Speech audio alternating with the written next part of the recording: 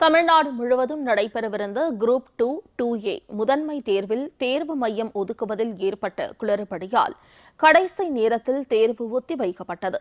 சென்னை அரும்பாக்கம், நந்தனம் தேர்வு மையங்களில் ஏற்பட்ட குளறுபடி காரணமாக தேர்வர்கள் சாலை மறியலில் ஈடுபட்டதால் பரபரப்பு ஏற்பட்டது. விளம்பர திமுக அரசின் நிர்வாக சீர்கேடு காரணமாக ஏற்பட்ட அவலம் குறித்து விவரிக்கிறது இந்த செய்தி தொகுப்பு.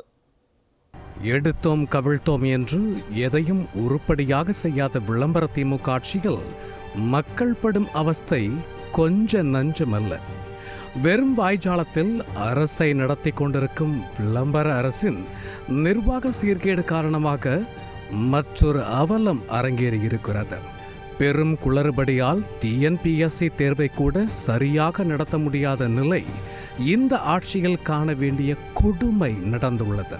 தமிழ்நாடு முழுவதும் பல்வேறு அரசு துறைகளில் காலியாக உள்ள 828 பணியிடங்களை நிரப்பும் அறிவிப்பை கடந்த ஆண்டு ஜூலை மாதம் TNPSC வெளியிட்டது.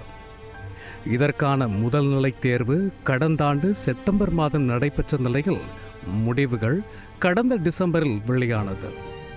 அதில் குரூப் 2 பதவிகளில் 1126 பேரும், குரூப் 2A பதவிகளில் 9457 பேரும் தகுதி பெற்றவர்களாக அறிவிக்கப்பட்டனர். அதனைத் தொடர்ந்து முதன்மை தேர்வு தமிழகம் முழுவதும் நடைபெறுவதாக இருந்தது.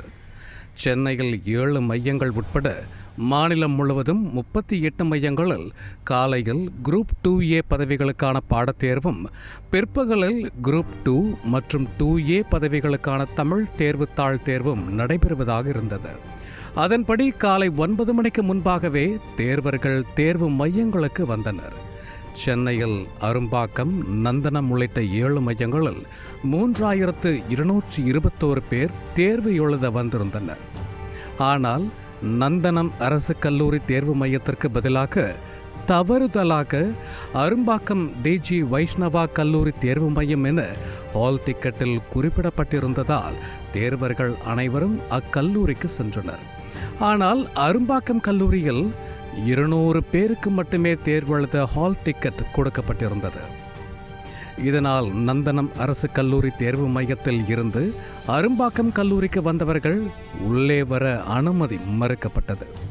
அரும்பாக்கத்தில் மட்டும் அதிகமான தேர்வர்கள் குவிந்த நிலையில் கடைசி நேரத்தில் தேர்வு மையம் மாற்றப்பட்டதால் தங்களால் தேர்வை சரியாக எழுத முடியாது என்றும் தேர்வை ஒத்திவைக்க வேண்டும் என்றும் தேர்வர்கள் வலியுறுத்தினர். இந்த குளறுபடியை கண்டித்து தேர்வெழுத வந்தவர்கள் அரும்பாக்கம் பூந்தமல்லி நெடுஞ்சாலை பகுதியில் 1000க்கும் மேற்பட்டோர் திடீர் சாலை மறியலில் ஈடுபட்டனர்.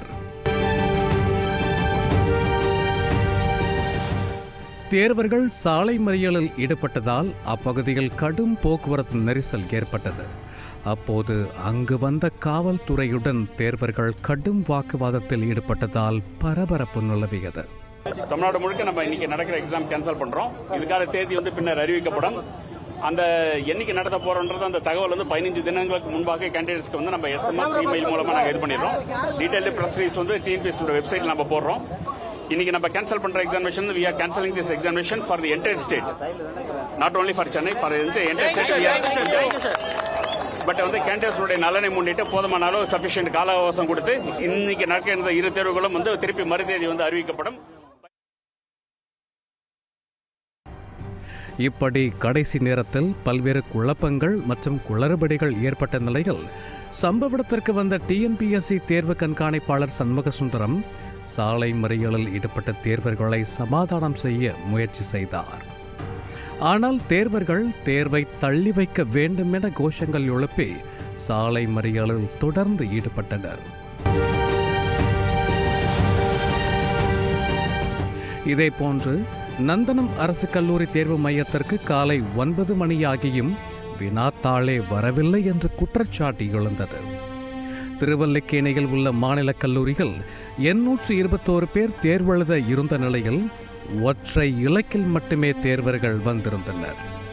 இதனைத் தொடர்ந்து முதலில் சென்னையில் 7 மையத்திலும் நடைபெற இருந்த தேர்வுகள் ரத்து என அறிவிக்கப்பட்ட நிலையில் பின்னர் தமிழகம் முழுவதும் தேர்வு ரத்து செய்யப்படுவதாக அறிவிக்கப்பட்டது.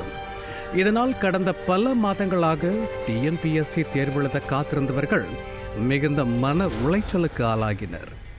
ஒத்திவைக்கப்பட்ட தேர்வு எப்போது நடைபெறும் என்ற தேதி அறிவிப்பு இன்னும் வெளியாகவில்லை.